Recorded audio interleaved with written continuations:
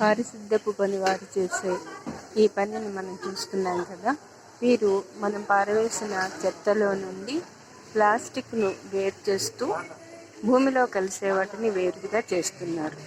ఇలా చేయడం వలన భూమికి రక్షించిన వారు అవుతారు. కానీ వీరు చేసే పనిని మనమే దేనికి అది సపరేట్గా చేసి, అంటే ప్లాస్టిక్ వేరుగాను భూమిలో కలిసే చెత్తని వేరుగాను పారవేసినట్లయితే వారి పని సులువు అవుతుంది, మన పర్యావరణాన్ని పరిరక్షించుకున్న వాళ్ళము అవుతాము.